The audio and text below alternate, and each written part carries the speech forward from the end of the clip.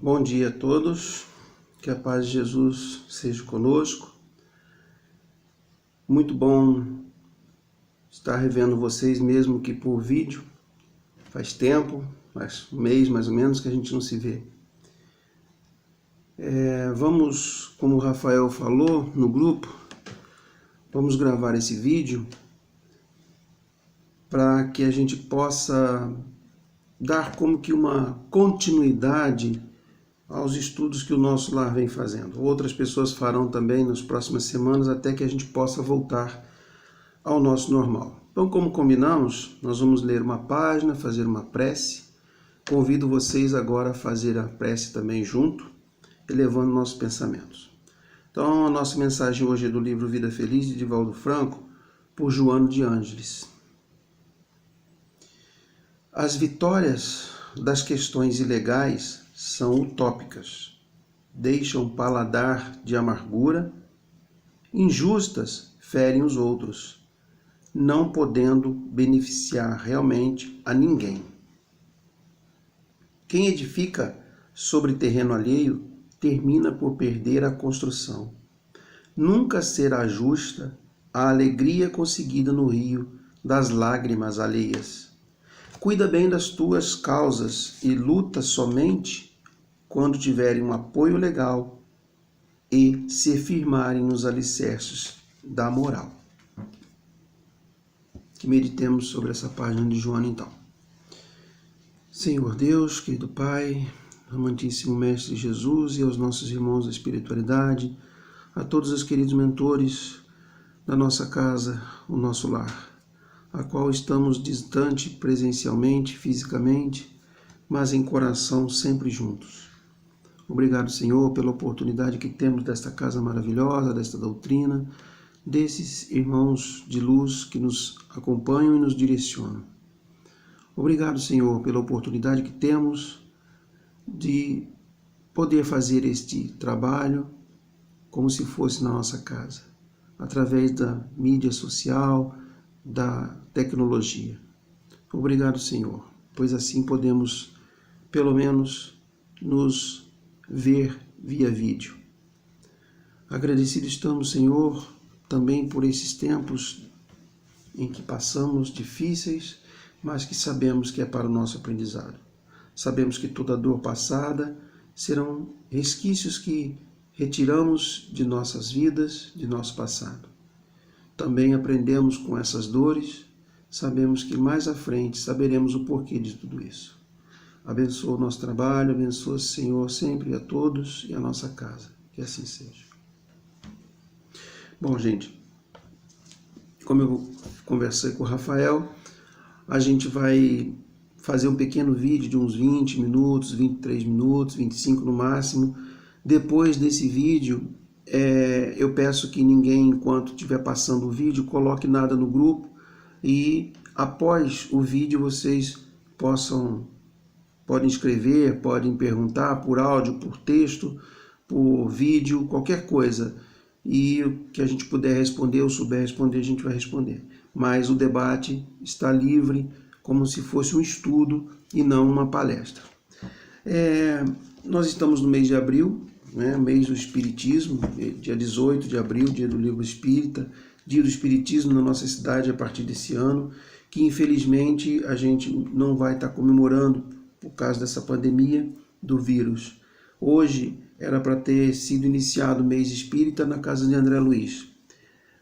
Não sabemos quando será esse novo mês espírita, mas um dia a gente vai passar para vocês. Então, como mês de abril agora, mês do Espiritismo, do Livro Espírita, e anteontem ou antes de ontem, 31 de março, o aniversário de desencarne de Allan Kardec, eu resolvi falar alguma coisa sobre ele ou sobre o Espiritismo um pouco antes dele. Tirei desse livro, eu sei que está de cabeça para trás, mas é a História do Espiritismo de Arthur Conan Doyle. Um livro bom, não espírita, mas que tem muita coisa a ver com a gente e recomendo a leitura. Também tirei desse livro aqui, tomo 1, são 3 tomos, Allan Kardec, Meticulosa Pesquisa Bibliográfica, de Zeus Van Tuyl e Francisco Thyssen, ambos já foram presidentes da FEB. e também na internet, que eu falo depois no final para vocês. Então vamos falar sobre o início do Espiritismo. O que se deu, mais ou menos, algumas curiosidades antes de Kardec trazer a lume no dia 18 de abril de 1857, o Livro dos Espíritos e os outros sequencialmente. Bom, Allan Kardec, todos nós sabemos, foi um druida, um chefe druida, um pontífice nas Gálias. As Gálias é mais ou menos hoje o território da França, principalmente o seu norte, acima de Paris, Paris para cima, né? E a Gália era um grande conglomerado de localidades que eram unidas, mas não entre si, não eram como se fosse um país, eram como se fossem regiões, potentados, etc. E numa ilha chamada Ilha da Reunião, que fica na costa oriental da África, bem acima ali, próximo do Rio Nilo, para a sua esquerda, da direita, para quem olha para o mapa, essa ilha pertencia, eu não sei se ainda pertence, porque eu não pesquisei, mas essa Ilha da Reunião pertencia à França. A França foi também um país que dominou, né, muitos lugares. E nesta ilha, como um potentado da França, vivia lá a família Baudin. Muitos de vocês já ouviram, a maioria já ouviu falar do senhor Baudin. Foi uma pessoa influente na França, na época de Kardec, e também participou da codificação, inclusive com as suas duas filhas. E ele, então, seu Emily Charles, a senhora Clementine e as filhas Caroline e Julie, foram as duas meninas que eu falei agora. Eles começaram a conversar com as mesas girantes em 1853, nessa ilha, onde eles moravam, na colônia francesa. Como em outros lugares, eles constataram logo que as mesas não eram movidas pelas almas dos mortos. Então eles já verificaram logo. E também, como em todo lugar, com o tempo, essas mesas, essas reuniões passaram a ser dirigidas. Todo lugar tinha um espírito à frente disso, principalmente naquela que os estudos, as perguntas não eram frívolas, ou seja, eram perguntas úteis, não é? Às vezes acontecia de uma pergunta ou outra familiar, mas essa reunião do senhor Baudin passou a ser dirigida por um espírito que sempre se apresentava como guia espiritual da família. Certa noite, interrogado a seu respeito, seu nome, o ser invisível, esse espírito, respondeu apenas assim: chamem pelo que eu sou, o Zéfiro da verdade. O senhor Baudin achou, aquilo estranho, Zéfiro. Por que Zéfiro da verdade? Zéfiro era um vento típico da região ali da África, naqueles locais, e esse apelido, então, digamos assim, pegou, né? Então Zéfiro passou a vir todas as noites marcadas para isso. Certa noite, esse guia espiritual Zéfiro, ele previu a todos os seus protegidos que brevemente todos mudariam para Paris. Ora, o senhor Baudin era um homem de posses, trabalhava com açúcar e café nessa ilha, um homem que tinha então seu comércio bem proveniente, bem avançado, que exportava até para Paris e para outros locais, e ele achou estranho, porque eles não tinham intenção de sair daquela ilha e estavam bem ali. E o Zéfiro disse para ele certa noite: Emily arrumará seus negócios e entrará na escola naval. Caroline e Julie se tornarão professoras mais competentes e encontrarão seus noivos. E eu procurarei contato com um velho amigo e chefe, desde os tempos dos druidas. Então ele já começou aí a mostrar o que aconteceria a eles. Como eu disse, eles acharam estranho aquilo, mas preferiram ficar, esperando. E as reuniões aconteceram, então, normalmente. Mas, certa feita em 1855, os negócios de atividades do seu Emily, atividades agrícolas e comerciais, começaram a decair por alguns acontecimentos e algumas crises naquela região, naquele comércio de café e açúcar. E então, em 1855, Zéfiro os acompanha para Paris. Aí ele perguntou, será o contrário? Será que eles não acompanharam Zéfiro? Porque a gente sabe que a espiritualidade já sabe tudo que está por nos acontecer. Então, não foi Zéfiro que acompanhou-os. Eles acompanharam Zéfiro na missão, que era encontrar-se com o senhor Denivar Rivaio, o Kardec. Por quê? Porque tinha-se uma missão. Zéfiro participou dessa codificação também, e as meninas, o seu Baudin, também teriam a sua participação nisso tudo. E assim fizeram, se mudaram para Paris, lá as reuniões continuaram e Zéfiro sempre à frente. Numa certa noite, esse espírito Zéfiro escreveu: nosso dia de glória já chegou.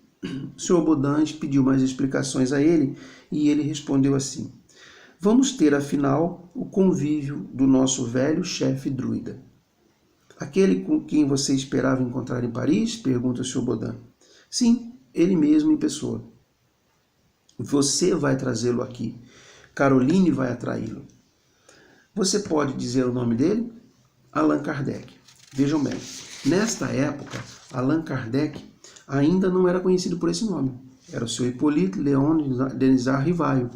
Ele estava ainda pesquisando, estudando aqueles acontecimentos das mesas girantes, já conhecedor do magnetismo que ele era. Então o seu Emily achou estranho aquilo, o seu Baudin achou estranho aquilo e deu o diálogo daquela noite por encerrado. Dias se passam, sessões continuam e com certas descontrações, né? E na hora combinada essas reuniões começavam, cheios de curiosos, famílias e amigos do clã. E nesta época também os espíritos já haviam abandonado aquela questão frívola das mesas girantes, ou seja, elas já se comunicavam indiretamente através de uma cesta, de um lápis preso a essa cesta ou numa ardósia, e Caroline e Julie e o seu Baudin, eles funcionavam como médios segurando essa cestinha. Os participantes faziam perguntas, eram respondidas e às vezes eram respondidas com os diversos tons, com brincadeiras inclusive. Zéfiro, o guia espiritual, gostava muito de alfinetar e pilhar os consulentes antes de algumas respostas que eles faziam, né? E então o senhor Baudin, certa feita, vai visitar uma reunião na casa da senhora Plenimaison, onde Kardec e a esposa estavam vendo aquelas reuniões e já estavam estudando. E ele então trava contato com Kardec e o convida para participar de suas reuniões na casa da família. O senhor Denisard Rivaio concorda, aceita e, certa noite marcada, segue para lá com sua esposa Amélie Boudet, né, a convite da família. O espírito Zéfiro, guia dos Baudin, recebe o casal, o senhor Rivaio e Amélie Boudet, efusivamente, saudando o professor com as seguintes palavras: salve, caro pontífice, 3 vezes salve. Lida em voz alta essa mensagem, a saudação arrancou risadas da plateia. O senhor Baudin ficou envergonhado e explicou que o Zéfiro às vezes brincava, mas Zéfiro falou que não. Falou que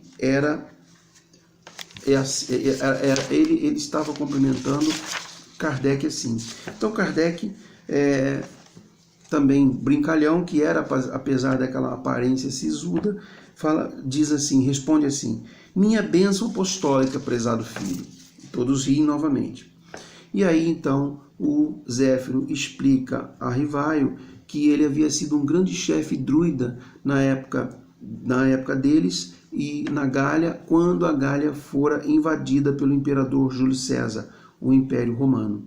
Então, o Império Romano foi cercando a Gália, como eles não tinham um exército unido, cada um respondia pela sua aldeia, eles foram perdendo o campo, e a Gália, onde Kardec e Zéfiro residiam, eles foram os últimos a serem dominados. Esses druidas eram povos, sacerdotes do povo celta, uma etnia que habitava várias extensões, como eu disse, da antiga Europa, né? Essa área era compreendida entre Portugal, Espanha, Cordilheira dos Cárpatos, Bélgica, Itália ao sul, passando pela Irlanda, Inglaterra, País de Gales, Escócia, França, Dinamarca, Suíça, Áustria e Alemanha. Essa Cordilheira de Cárpatos, se eu não me engano, eu vou pesquisar ainda, eu acho que é a Cordilheira do Himalaia. Então, como eu disse, Júlio César invadiu aquelas terras, foi dominando e dominou a Gália no século 58 a.C. E dominou também todos esses gauleses e esses celtas. Segundo Zéfiro, ele e Rivaio estavam reencarnados nessa época e nesse local. Eram sacerdotes. O termo druida, caso alguém não teve ainda a vontade de pesquisar, ele significa, quer dizer, consciência do carvalho. Carvalho é uma grande árvore de lei, madeira de lei, e que era sagrada pelos celtas. Os futuros sacerdotes, eles eram escolhidos na classe aristocrática, submetiam desde criança, então, aos estudos, e era exclusivo dos homens. Aliás, perdão, não era exclusivo dos homens. Eles tinham também druidezas, ou sacerdotisas. Eles viviam integrados em comunidade, como eu disse, né? E podiam se casar. Os celtas dominaram várias áreas do conhecimento humano, como a fitoterapia, a agricultura, a tecelagem, mineração, cerâmica, pecuária, metalurgia e astronomia. Inventaram a roda de madeira, foram eles que inventaram essa roda, o barril e a carroça. No campo artístico, cultivavam a música, a poesia, a escultura, a ourivesaria, ourives, e a joalheria. O que unia os povos, vencendo as grandes distâncias que os separavam, não era a obediência ao único rei, mas sim a língua, a arte e a religião. Eles acreditavam numa divindade única, que podia ser cultuada como o homem, o céu, ou uma mulher, a deusa ou a terra. Como não admitiam templos, seus cerimoniais eram realizados então embaixo desses carvalhos. Além disso, eles criam na imortalidade da alma, na reencarnação como nós, no livre-arbítrio, na lei de causa e efeito, na evolução espiritual, na inexistência de penas eternas e nas esferas espirituais. E nas existências elementais. Aí que está uma pequena diferença da gente. Duendes, fadas, gnomos, etc. E na proteção dos espíritos superiores. Eles diziam que um celta não morria, ele apenas era um ponto no meio da estrada. Só houve uma coisa negativa na questão dos druidas. Eles proibiram a palavra escrita como instrumento da preservação da história céltica, por temerem que textos escritos caíssem em mãos erradas e escusas. E por isso que nós não temos muitos estudos, muito que falar deles. Não nos conhecemos muito as suas leis, as suas regras, a sua religião, porque eles não deixaram nada escrito. Com o tempo isso foi se perdendo, passando de pessoa em pessoa até se perder. Nós estamos resgatando alguma coisa agora com o Espiritismo. Com a dominação de Roma, a pregação da religião druida foi proibida. Então eles passaram a ter uma prática fechada e esotérica. Isso, porém, não impediu que eles aceitassem as ideias de Jesus de Nazaré, quando o cristianismo chegou, então, à Europa.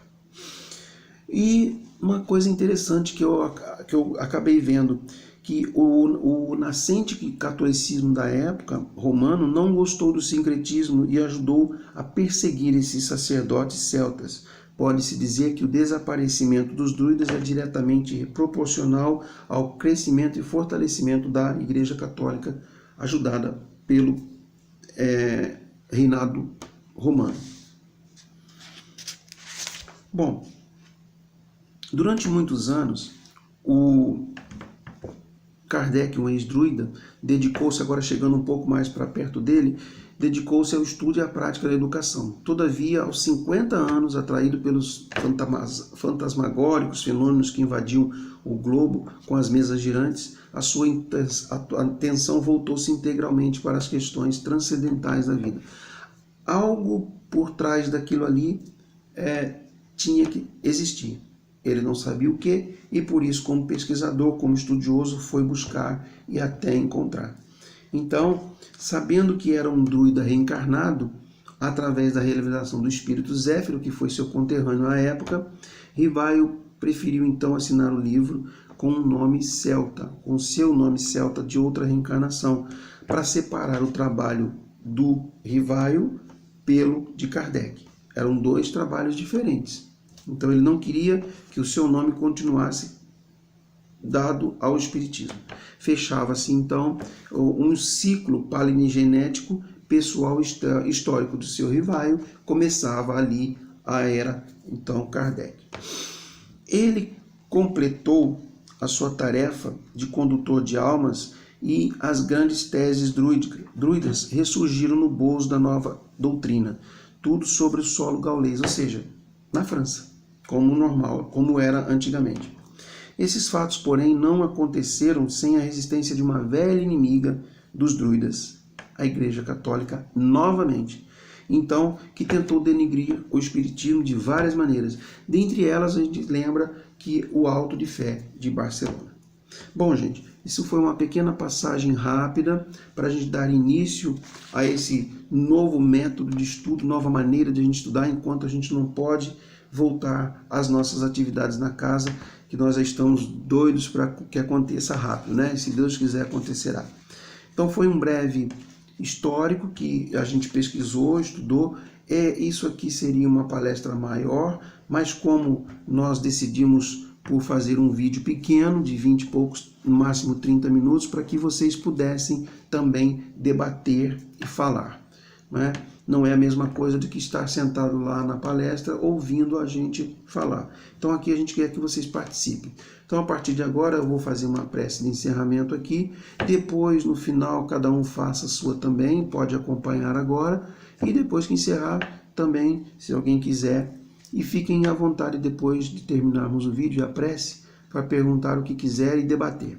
Se eu falei alguma coisa errada, por favor me corrijam, porque a gente está aqui para aprender. Então, como eu disse, tirei da história do Espiritismo de Arthur Conan Doyle, tirei do livro do Zeus Van Tuyl e Francisco Thyssen, Allan Kardec, Meticulosa Pesquisa Bibliográfica, e também o site que eu disse para vocês que eu ia falar, publicado eu tirei alguma coisa do jornal A Voz do Espírito,